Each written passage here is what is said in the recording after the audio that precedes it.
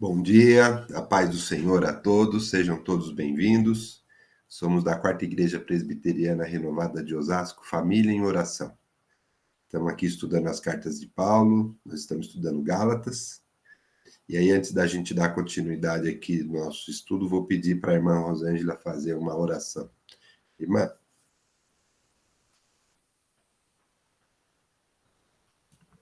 Paz, Senhor, bom dia, espero que todos estejam bem. Vamos orar. Senhor, nosso Deus, nosso Pai, nos colocamos diante de Ti, ó Pai, apresentando, Senhor, esse estudo, ó meu Deus, e glorificando, ó Deus, as vidas dos nossos irmãos que possam nos dar essa oportunidade de aprender mais sobre o Senhor, Deus. Obrigada, Deus, pela vida de cada um, Senhor, dos nossos professores, dos nossos pastores. Abençoe cada um irmãozinho, Senhor, aqui. Peço, Deus, que o Senhor abra os nossos ouvidos, lava, tira as escamas dos nossos olhos para que possamos ver e aprender sobre o Senhor, Deus. Abençoe o culto de hoje, abençoe a palavra que vai ser dita. Em nome de Jesus, Pai, agradeço. Amém, Jesus. Amém. Amém. Amém. Obrigado. Paz do Senhor, pastora Débora também. Bom, vamos dar então início. Nós estamos aqui estudando Gálatas. É a nossa nas cartas de Paulo aqui, é a quarta, né, na Bíblia. E nós estamos na fase da leitura, né? A gente já falou bastante coisa sobre contexto, estamos na fase da leitura. E dentro da leitura, né, nós temos aqui esse índice, nós temos 6 capítulos da carta de Gálatas. O capítulo 1 e 2 a gente já estudou, né? A gente está no capítulo 4, finalizando ele, né? E a gente já mencionou aqui, capítulo 1 e 2, Paulo, ele fala mais dele, né? Das credenciais dele, da autoridade dele. Por quê? O objetivo principal aqui dessa carta é falar do evangelho, né?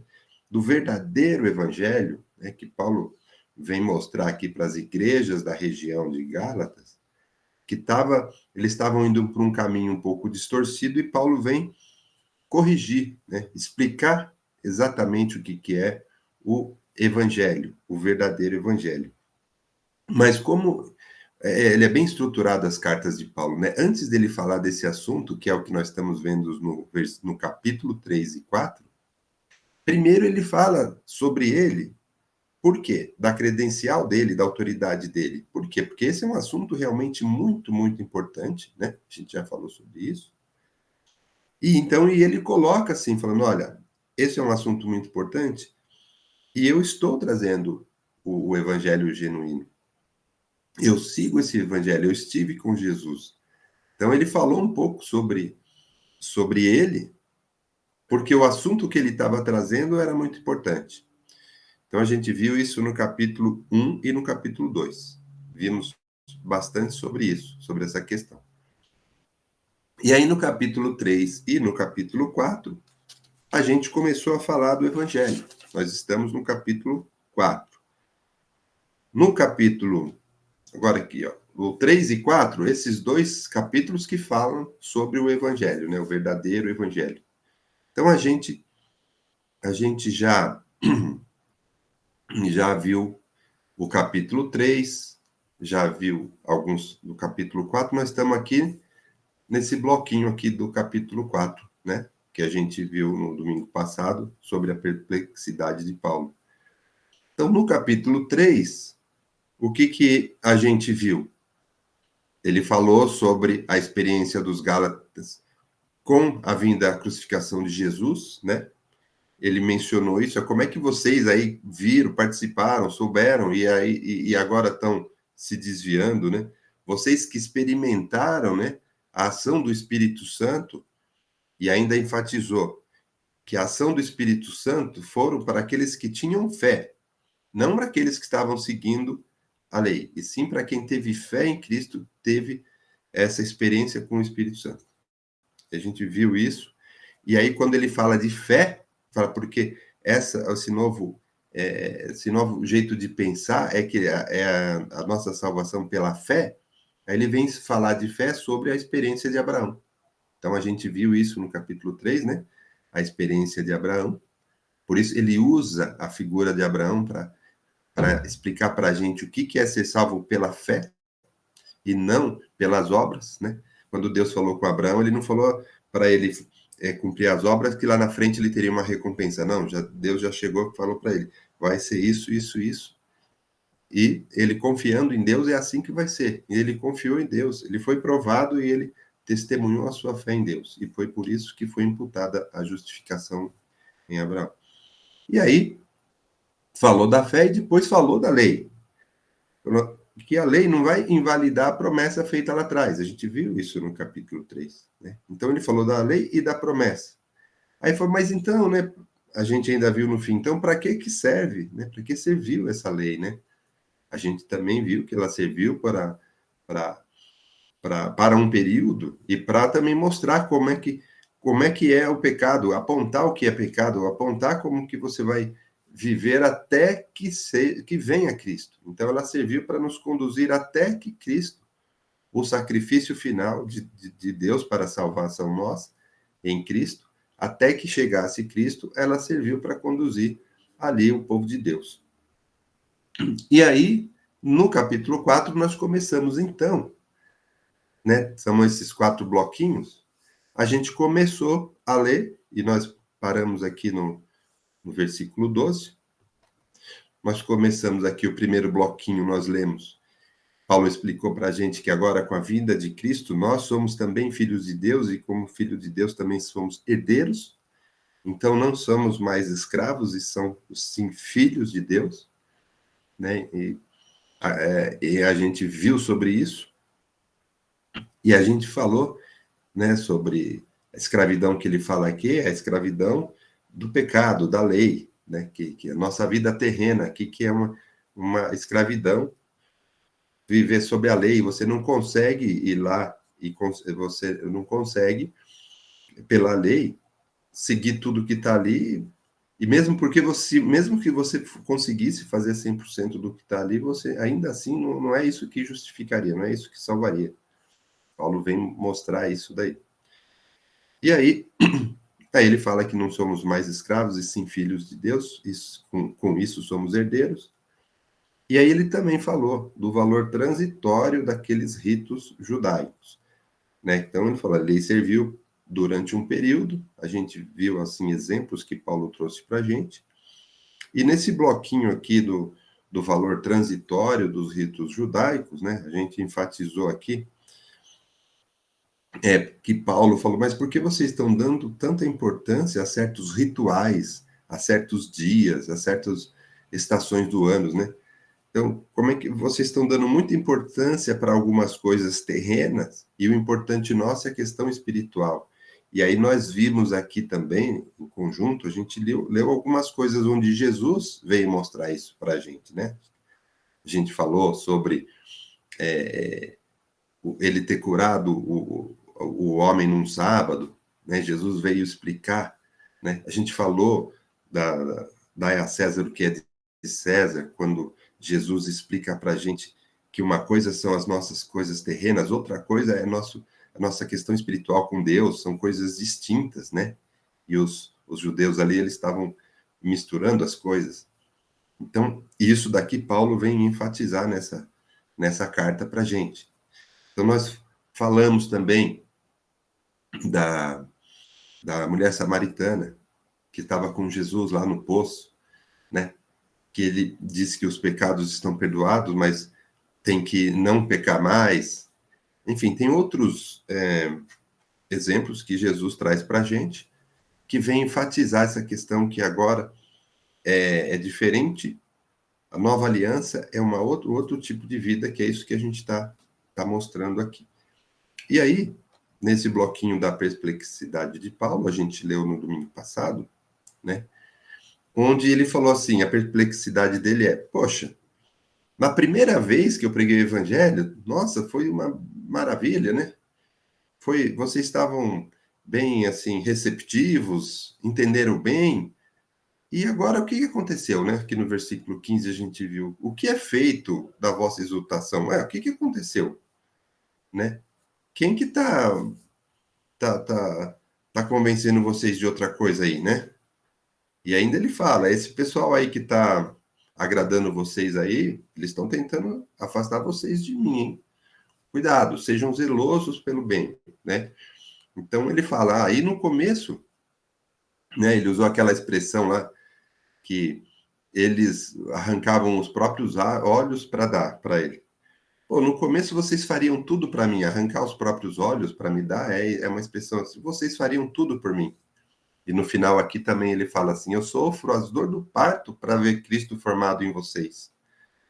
Que também é uma outra figura de linguagem, né? Sofro as dores do parto para ver o Cristo formado em vocês, mesmo porque ele é homem, então não vai ter parto, mas enfim, é uma expressão dizendo que como a dor do parto é uma dor muito forte, ele falou, ele está disposto a sofrer dores fortes para que Cristo seja formado neles. E aí, então, a perplexidade de Paulo mostrado nesse aspecto. E aí, por último, aqui, para Paulo aqui vem fechar aqui do versículo 21 a 31, que é o que nós vamos ler hoje, ele vem usar uma outra alegoria, ele vai falar de novo de Sara e Agar. Falar de novo não, né? Ele vem mostrar que a gente já leu, mas a gente vai ler de novo aqui só para a gente reforçar. Então, esse trecho aqui, ele vai usar essa analogia, essa alegoria com Sara e Agar, com essa história. E é o que a gente vai ler hoje, para dar continuidade. E antes de eu ler, como sempre faço, eu gosto de perguntar se alguém gostaria de falar alguma coisa, se passou alguma coisa, ou se alguém leu alguma coisa e não entendeu direito e gostaria de que a gente explicasse melhor até aqui, né? Se alguém quiser comentar alguma coisa, fica à vontade, antes da gente fazer a leitura de hoje. Alguém gostaria? Faz uma fila, né, Marcelino? Um de cada vez, hein? Se ninguém manifestar dentro das próximas 2 horas, eu vou dar sequência aqui na leitura, tá bom?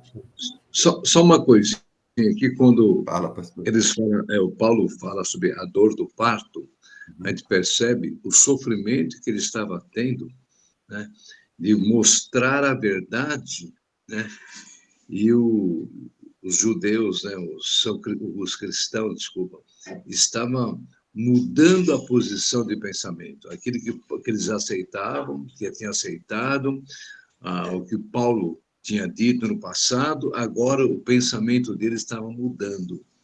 E o que acontece muitas vezes nos dias de hoje, né? A pessoa fica firme, aceita a palavra, aceita, de repente alguém chega e fala, ou lá na faculdade, em outro local, alguém fala o oposto daquilo que foi o que eles ou ele ouviu antigamente e começa a mudar o seu pensamento. E a gente sente muito, né? Uma vez eu passei por um caso mais ou menos assim. Eu estava preparando a pessoa para se batizar, a pessoa deixou de fumar, deixou muitos vícios, costumes, pela Bíblia, né? E, de repente, um dia antes de se batizar, eu senti de ir lá visitá-lo, né? Aí, quando fui lá visitar, tinha alguém visitando essa pessoa, falando totalmente oposto àquilo que eu tinha pregado, àquilo que eu tinha mostrado para eles, e eu não tive ainda para batizar, não batizei naquele dia a pessoa, que era que dia do batismo, não, um dia depois, né? Tudo por quê? Porque deu ouvido a alguém que foi até na casa dele para falar o contrário daquilo que estava escrito na Bíblia. Então, eu sinto, assim, a tristeza que eu senti naquele dia, de trabalhar com a pessoa, né? Conseguiu deixar tantas coisas, de repente, por 1 hora, nem isso, 30 minutos, uma pessoa foi lá visitar, era um parente, por sinal, era um parente, né? Foi visitar e mudou o pensamento. Falei, meu pai amado, tudo que eu falei foi em vão, então. Né?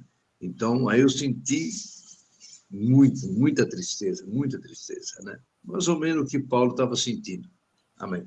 Exatamente, pastor. É exatamente isso mesmo. É exatamente isso. Bom, então, antes de eu começar a ler aqui, Edgar quer complementar? Eu ia só comentar sobre o que o pastor falou aí da questão mesmo do cristão estar envolvido estar em outros lugares onde não especificamente, não estão todos ali na mesma condição. Alguns têm, você vai em faculdades, vai fazer cursos, até no trabalho, às vezes, né, você ouve as coisas, né, porque também você não pode exigir que as pessoas comecem também a professar a mesma fé que você por imposição, né? Mas cabe a gente estar preparado mesmo para ir para todos os lugares e ouvir e discernir o que é certo, o que é errado, separar, filtrar, né? Isso a gente tem que estar se preparando o tempo todo para que essas coisas não influenciem, né? Principalmente faculdades, onde hoje em dia, não só faculdades, né, mas hoje em dia as filosofias são muito, né, os filósofos estão em evidência hoje em dia, né? Então todo mundo tem um filósofo moderno para seguir. Tem aí os figurões, aí não vou citar nomes, mas tem os que e começam a ditar, né, novas regras, né? Como agir, como pensar, como encarar a vida, o que é a vida, e começa, né, a filosofar, né? Isso é muito complicado para o cristão, né? Esses dias eu tive até uma experiência no curso que eu estou fazendo e a pessoa estava na apresentação dela, ela baseou a tese dela, ela está trabalhando em cima da teoria de Darwin, né, da evolução. Então ele começou a explicar o que, segundo aquilo que a gente estava aprendendo, ele aplicando na teoria de Darwin, né? E ele começou a falar, e é realmente interessante ouvir, né? Como construção de história, de ideias, é muito interessante ouvir. Mas a gente, como cristão, não dá para aplicar isso como nós viemos de uma larva que virou um peixe, que virou que andou, que daí um pouquinho subiu na árvore, que daí um pouquinho virou um ser humano, né? Então, se a gente for para esses lados assim, a gente começa a achar que, né, e aí são dúvidas que não devem surgir para o cristão, né? Será? Puxa, é complicado isso, né? A gente está professando essa fé de uma forma tão, né, genuína e tão, e de repente a gente por uma ideia diferente a gente acaba caindo, né? Então é muito difícil, tem que se cuidar, mas também ao mesmo tempo algumas coisas não cabem mais a gente cair, né? O cristão não cabe mais cair, né? Com certas coisas, né? Cabe observar, né? Exatamente. Tá certo?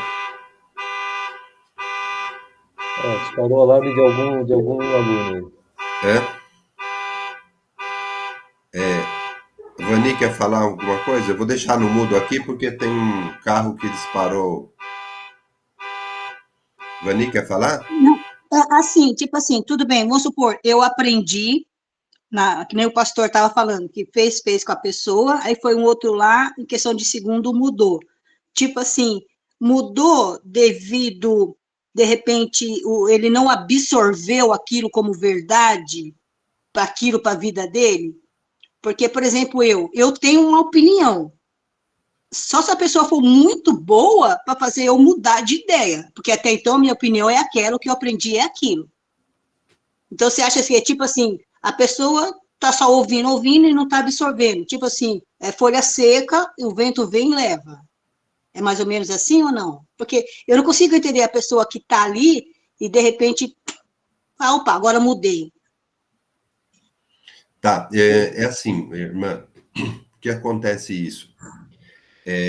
O nosso preparo, ele tem que ser realmente, que nem o Edgar falou, o pastor fala, a gente tem que estar sempre atento e se preparando na palavra para o entendimento. Por quê? Porque a gente sabe que tem muitas pessoas que são boas em explicar as coisas e falar coisas que fazem sentido e convencer pessoas. Isso é natural. Tanto é que a gente teve, né, quando a gente estuda a formação da igreja, a gente estuda o cristianismo, a gente vê muitas distorções, e aqui começou, né, com o Paulo falando aqui, né, às vezes aparece sim algumas distorções, ou pessoas que começam a colocar teses em algumas coisas e que faz sentido, e que as pessoas vão acreditando.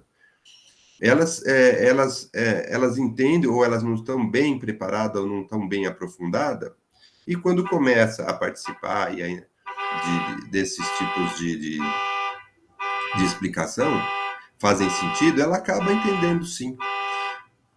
Isso acontece. Por isso que a gente precisa estar preparado.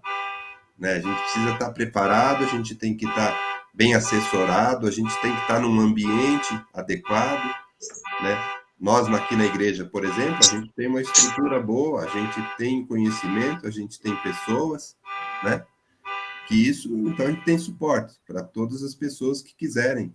Eu mesmo, às vezes, sou procurado aqui na igreja para a gente conversar sobre algumas passagens bíblicas, né? Para entendimento. Isso é saudável, isso é bom para a gente, né? Então, isso acontece mesmo. Marcelino, posso dar uma palavra nisso aí? Pode. Acontece que quando a pessoa se converte, ele é como criança, com o nenê, que a Bíblia fala, tem que dar o leitinho. Então, o se converter é um processo. Quanto vai passando o tempo, você vai tendo mais experiência, mais firme você está em Cristo Jesus. É isso que acontece, né? Quando a pessoa é nova e deixou alguma coisa que ele amava, por exemplo, um vício, e chega alguém que é muito ligado à pessoa, fala, não, mas eu também sou de tal lugar, também sou cristão, mas eu ainda faço isso. Então, a tendência da pessoa é aceitar aquilo que ela gosta, não aquilo que o Senhor quer que aconteça na vida dele. Então, é isso. E por isso que a Bíblia fala que é o leite. Então, a salvação, apesar que se aceita Jesus, mas depois é um processo de santificação, o que acontece com muita gente. Por isso que os novos, né, convertidos, nós temos que tomar um pouco mais de cuidado com elas, porque vão chegar outras pessoas falando o contrário daquilo que a Bíblia fala. Por quê? São pessoas usadas pelo próprio inimigo para que a pessoa não tome essa posição maravilhosa de aceitar Jesus como ele é e abandonar os vícios, né? Você sabe, quando a pessoa é viciada, não é fácil abandonar, né? E a pessoa sempre quer receber alguma palavra a favor do vício. Não só do vício, outros tipos de pecado que possa ter, pode ver, né? Tem pessoas que defendem aquilo, né? Então, por isso que nós temos que temos o curso e depois acompanhar e ficar com os olhos bem atentos, ouvidos atentos, desculpa, para ver o que está acontecendo. Por isso que nós sempre falamos, cuidado com a pessoa onde você vai cultuar a Deus, tomar muito cuidado, porque tem pessoas que, por um descuido, né, fala coisas que não está dentro da palavra de Deus. É por isso, não, o que aconteceu com essa pessoa. Agora, a Vani já é uma mulher mais firmada. Imagine se você, Vani, tivesse no começo alguém falar o contrário. Você poderia ser levada por isso, né? Então, é por isso que a Bíblia fala sobre o leite. A quem se converte tem que dar o leitinho, vai aumentando a dose, até chegar numa feijoada abençoada. Amém. Amém. Rosi? Bom dia, Pai do Senhor. Eu escrevi aí, mas nem todo mundo lê. Eu acho que, assim, a importância do discipulado, que muitas vezes, bem antigamente, né, o pastor vai lembrar, a gente tinha o discipulado, a gente ficava muito tempo sendo acompanhado por um discipulador. E isso é onde você cria a base. Depois que você tem essa base, eu acho que para alguém tirar você dessa verdade é muito difícil, porque você tem a sua base na palavra de Deus. No discipulado, eu fiz discipulado por 1 ano. Eu tive uma discipuladora que por 1 ano a gente ficou junto, todos os sábados a gente sentava, estudava a palavra de Deus, ali a gente ia junto, lia textos bíblicos mesmo. Hoje mesmo, se você me perguntar qualquer texto, assim, foi daquela época, não é de agora, não foi com o tempo, foi daquela época que a gente vasculhava a Bíblia mesmo. Vani sabe disso, que eu fiz discipulado com a Vani também aqui em casa, depois eu passei com a Vani, e isso a gente traz para a nossa vida. Discipulei minha nora, também discipulei outras pessoas, porque é base. O discipulado, ela é a base. Depois que você tem e passa por essa fase, eu acho que para alguém vir com alguma história fantasiosa e você cair é muito difícil, porque você está alicerçado na palavra de Deus.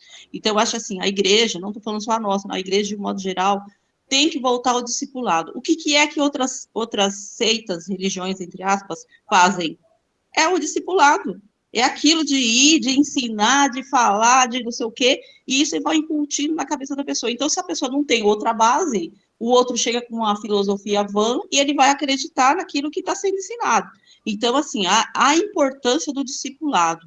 Então, assim, a gente precisava voltar à igreja, né, a nossa igreja, voltar a isso daí, ter o discipulado novamente, porque isso você cria base, tanto numa criança quanto em um adulto. Você começa a ensinar e ela não vai mais se desviar da palavra. Né? Amém? Amém? Edgar? Eu ia só comentar sobre a maneira que as pessoas às vezes chegam na igreja. Então, assim, nós já estamos, né, alicerçados, já tivemos discipulado, as pessoas estão, né, pelo menos deveríamos ter, né, passado por isso, né? Se não passou, é uma falha mesmo nossa, de modo geral, né? Mas quando a pessoa chega na igreja, ela vem com aquela cultura que hoje é quase que 100%, é do descartável, né? Você está valorizando aquilo que você tem naquele momento, mas daí um pouquinho você vê uma outra mais bonita, eu quero aquela outra. Né? E aí, quando tem a outra, você quer uma outra coisa. E aí vai, né? Então, essa cultura vem para a igreja, né? A pessoa chega na igreja, tudo muito bonito, fica, né, tal, maravilhado com aquilo. Meses depois já vê uma outra muito mais bonita, muito melhor, muito mais, e quando vai ver já está na outra, e está na outra, e vai de igreja mais bonita que a outra, até chegar numa sensacional, e aí não está contente, vai para outra. Então, assim, o descartável, né? A gente, não só materialmente, mas espiritualmente, a pessoa, eu gostei mais dessa filosofia, e vai para outra. Então, a cultura que vem para a igreja, né? Cabe a nós ali implantar uma outra cultura para o povo que está vindo para a igreja, que é o do valorizar aquilo que está sendo pregado, aquilo que está sendo dito ali dentro, né? De uma forma que vai enraizando, que a pessoa vai entendendo. Agora, se isso não for criado, facilmente a pessoa vai descartar tudo isso e vai para outro lado. Vai fazer outra coisa, porque não criou, né? Não criou vínculo, não quebrou essa cultura do descartável. Eu quero outra coisa agora. Eu não gosto mais disso. Eu quero um outro celular melhor, eu quero uma casa melhor, eu quero um carro melhor, eu quero uma vida melhor. E aí ela muda totalmente porque acha que quer alguma coisa, não está satisfeito nunca, né? Então é duro, né? É brigar por uma cultura instaurada, né? Sim. Viu, Marcelino? Oi. Só uma coisinha. Você observa que, às vezes, a pessoa tem 10 anos de igreja, né, e abandonou aquele pecado no passado, de repente, depois de tantos anos, volta a errar. Então, não é fácil, não. Quando está alguma coisa dentro da pessoa, um vício dentro da pessoa, é por isso que nós sempre orientamos certas pessoas de algum tipo de festa, né, que tem uma tendência para aquilo, né? Nós sabemos que a tendência de bebida, outros tipos de vício, é muito grande, fica ainda. Porque, por exemplo, porque tem pessoas que eram viciadas em tantas coisas, tal, fica, de repente, há uma queda. Teve uma queda. Então, é isso. Então, nós temos que nos policiar muito, logicamente, o discipulado que a irmã está dizendo, a Rosi e a Vani, é super importante, é necessário.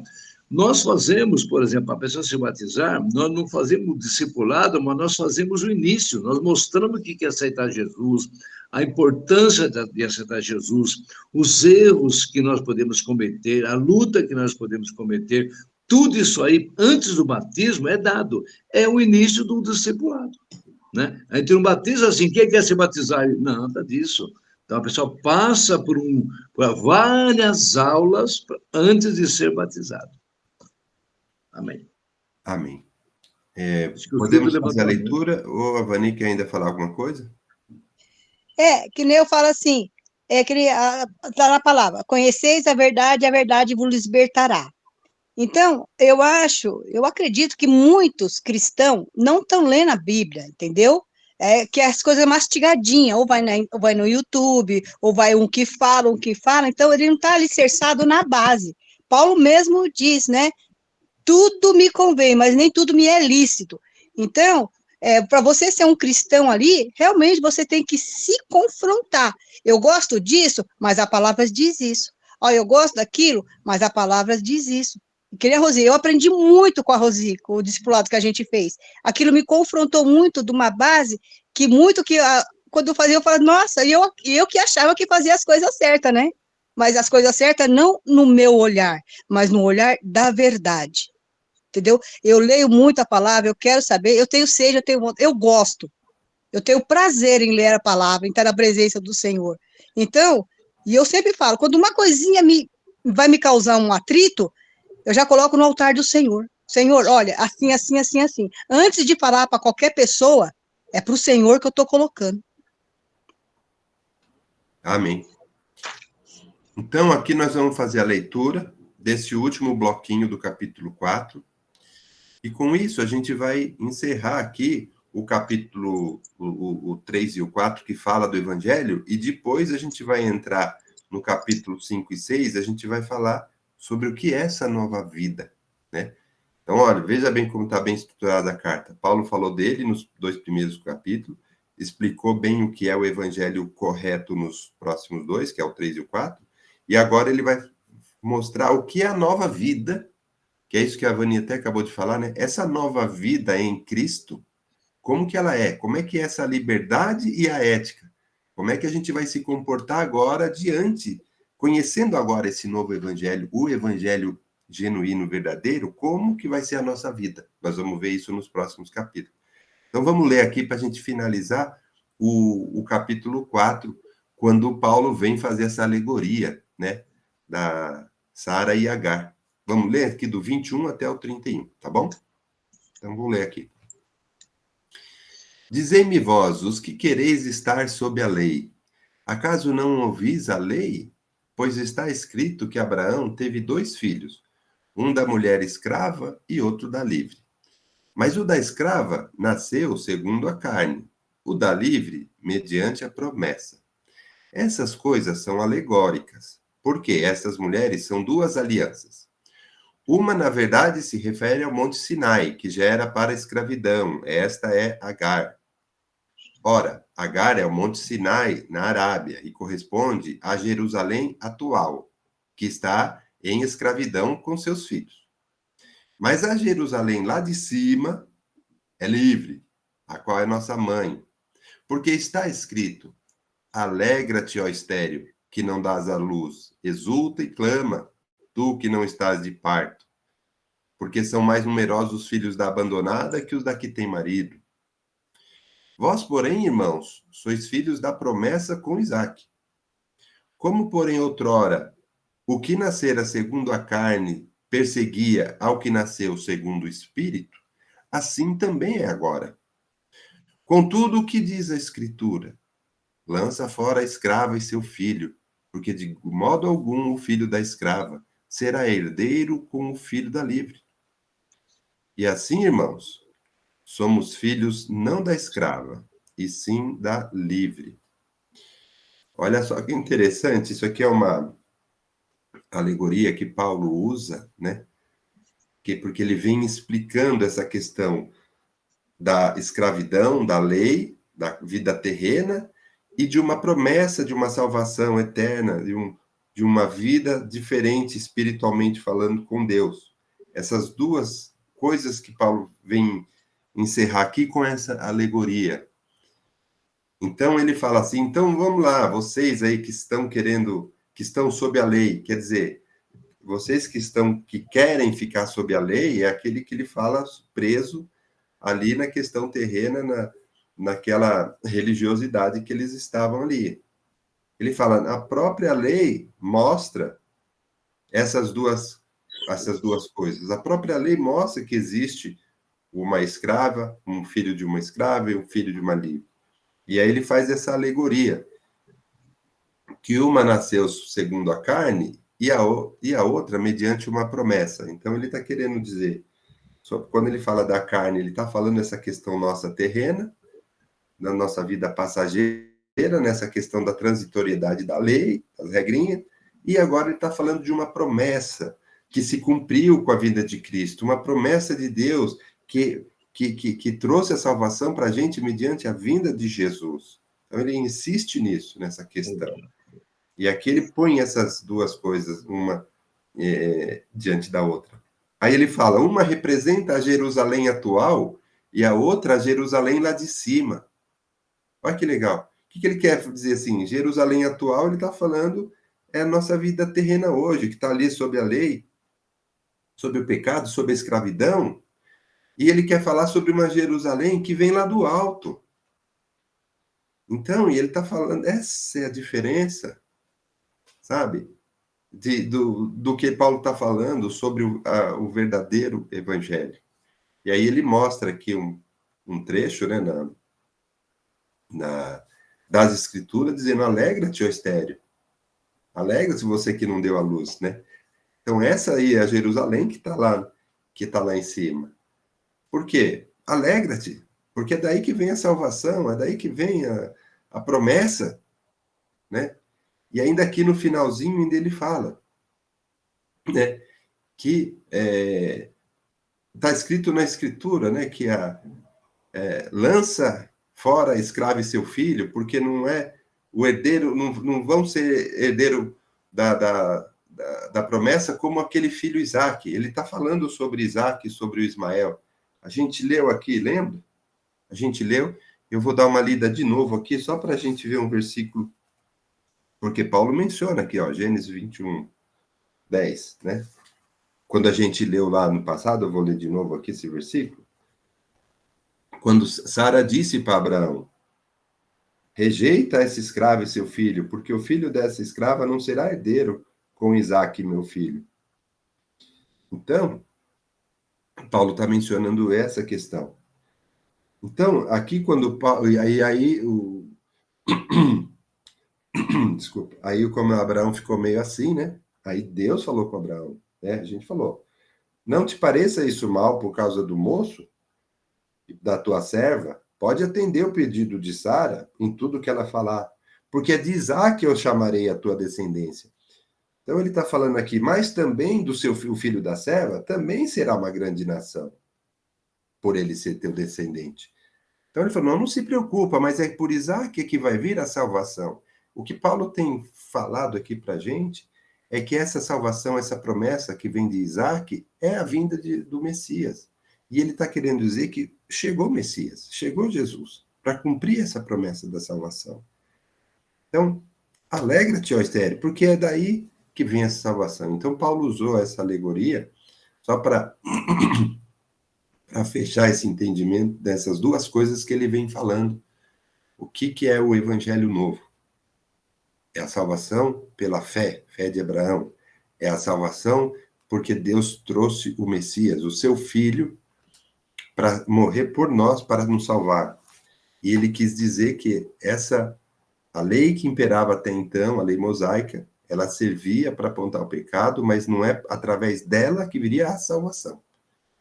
Paulo está enfatizando isso, porque senão ali naquele começo da formação das igrejas já estaria sendo formado distorcido, né? Porque, de novo, o que estava acontecendo naquele momento? O pessoal estava querendo falar o quê? Para ser salvo tem que virar judeu, tem que ser circuncidado e tem que seguir ali a lei para ser salvo. E Paulo está falando: não é mais assim. Agora não existe mais judeu, grego, homem, mulher, não tem mais isso, não tem mais aquela separação que tinha antes, não existe mais. Agora todos podemos ser salvos em Cristo, todos, não tem mais, não precisa mais separar quem é judeu e quem não é, então não precisa mais circuncidar. Agora, a gente vai ver depois, nos próximos 2 capítulos. Então, como é essa nova vida? A gente não vai, então, seguir a lei? É aí que a gente vai deixar claro que uma coisa é uma coisa e outra coisa é outra coisa. Edgar quer complementar? Quando ele fala de alegorias ali, a gente tem a palavra alegorias, né? O sentido dela seriam várias metáforas interligadas, né? Então ele contou vários exemplos que servem até hoje, né? Numa história. Então, assim, ele não tem... Se fosse uma metáfora, seria só uma história, né? E ele conseguiu alinhavar vários fatos ou vários, né? Várias conclusões ali numa só, né? Então ele fez uma alegoria sobre o que acontecia ali, né? Sobre as duas alianças, né? E isso é bem interessante. A maneira que ele trabalha essa coisa até do texto mesmo, né? Para exemplificar para eles, né? Ele pega lá uns exemplos antigos do Velho Testamento e aplica ali, né? E alegoria nada mais que isso, né? São várias historinhas interligadas. Alguém quer fazer mais alguma observação?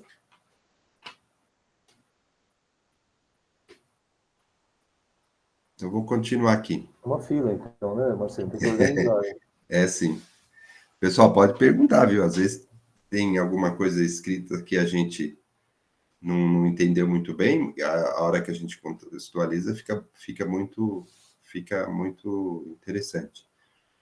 Bom, então, aqui Paulo, o que ele quer fechar aqui essa ideia, né?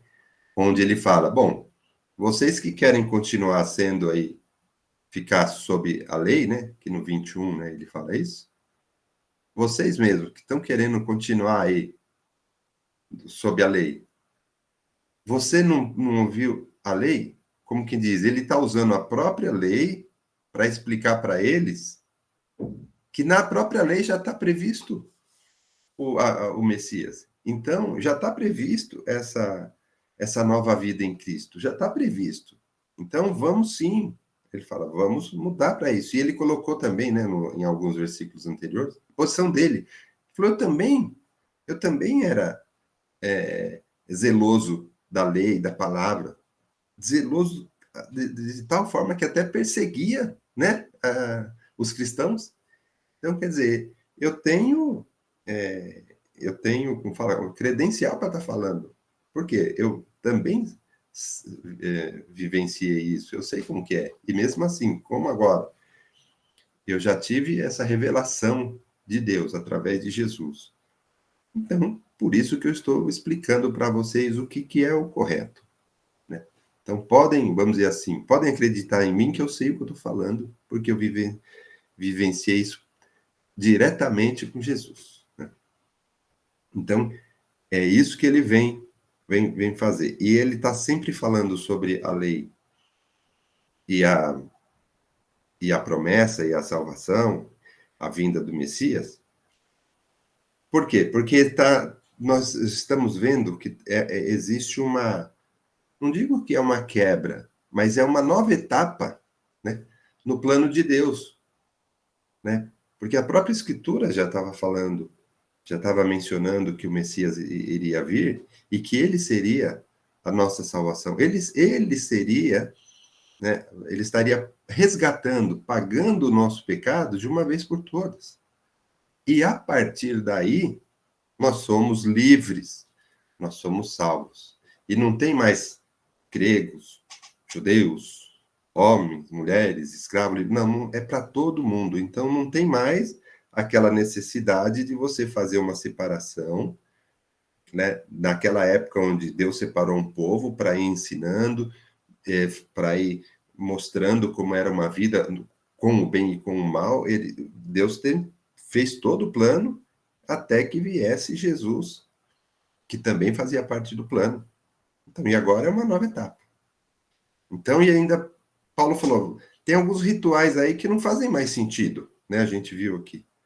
Tem alguns rituais que não fazem mais sentido. Por quê? Porque já chegou o momento, gente. Chegou o momento. Senão vocês vão continuar nessa vidinha, mesmo com a vinda de Jesus. Aí ele fala, então, para que adiantou ele morrer na cruz?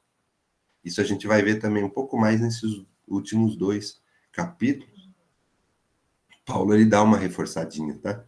Também nisso. Então, acho que ficou bem claro aqui, né, nas explicações de Paulo, e no final aqui ele usa essa alegoria, essa comparação entre Sara e Agar sobre a nossa vida, ou está sob a lei, ou está sob a nossa libertação, a nossa salvação em Cristo. Bom, e aí o que a gente vai começar? O capítulo 5. Não mais hoje, que agora a gente só tem 7 minutos aqui, né? Já vou daqui a pouco passar a palavra para o pastor. No capítulo 5 e 6, aí a gente vai, então, falar sobre essa nova vida. Falar sobre o Evangelho, né? Nós temos aqui 3 bloquinhos para ler no capítulo 5, domingo que vem. Tá? Deixa eu voltar aqui. Para falar sobre isso. Então, está bem estruturadinha essa carta de Paulo. Muitas pessoas dizem, né, que essa é a carta da liberdade, né? A carta da liberdade. Ela é conhecida, né? Muita gente como a carta da liberdade, porque Paulo vem explicar essa liberdade. A gente precisa é entender bem, porque não é a liberdade de posso fazer tudo, não. É uma liberdade do pecado, uma liberdade da escravidão que a gente estava submetido, para quem está em Cristo. E estando em Cristo, aí vem aquilo que a Vani falou. Estando em Cristo, nós temos sim liberdade, mas a gente vai saber o que pode e o que não pode fazer dentro dessa liberdade. Isso tudo a gente vai estudar no próximo domingo. Se ninguém tiver mais nada para dizer, eu vou passar a palavra para o pastor, ou Edgar, para orar e a gente encerrar o dia de hoje.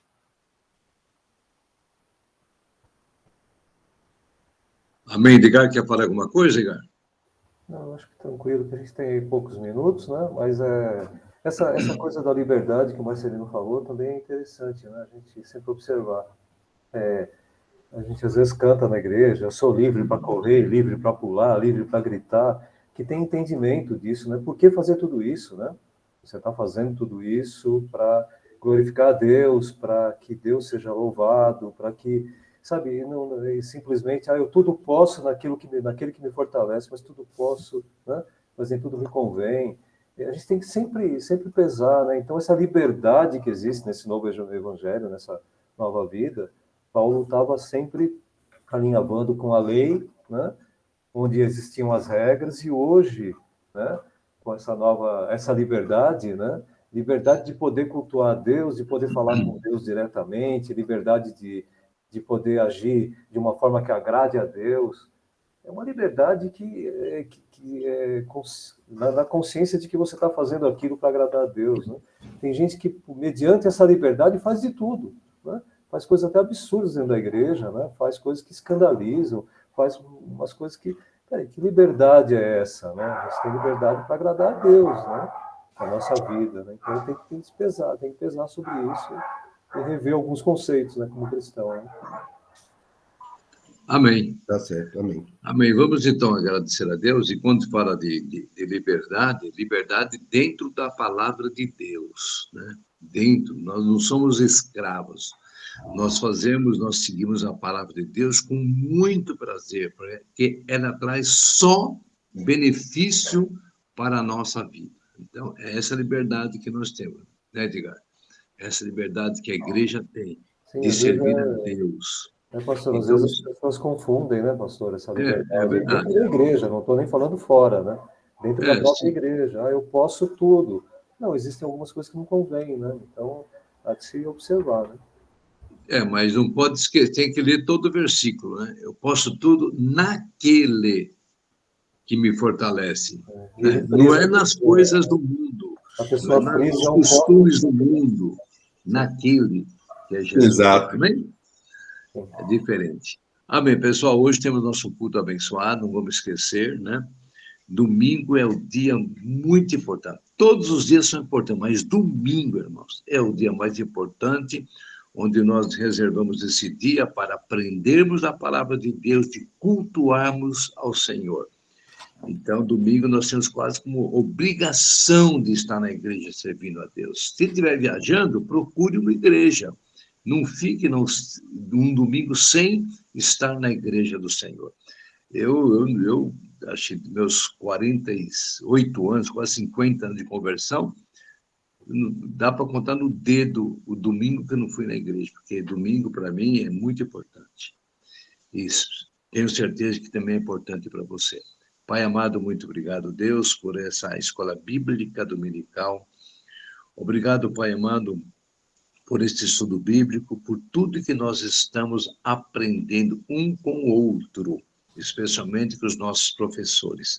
Que a tua graça, que a tua bênção esteja repousando, nos alimentando as nossas vidas espirituais, que tanto nós precisamos, Pai. Agora, Pai amado, hoje é o dia do Senhor, é o domingo, Pai. Pai amado, que seja, Pai amado, um domingo muito abençoado para todos, e hoje no culto à noite, Pai, que o Teu Espírito Santo esteja movimentando, agindo naquele local que foi reservado para cultuarmos ao Senhor. Obrigado por tudo. E a graça do nosso Senhor e Salvador Jesus Cristo, o grande amor de Deus, nosso Pai, eterna e bendita consolação do Espírito Santo, venha repousar sobre todos nós, agora e para sempre. Amém. Shalom, Adonai, a paz do Senhor. Amém. Paz do Senhor a todos. Amém. Deus abençoe a todos. Deus abençoe a Tchau, todos. gente. Paz do Senhor.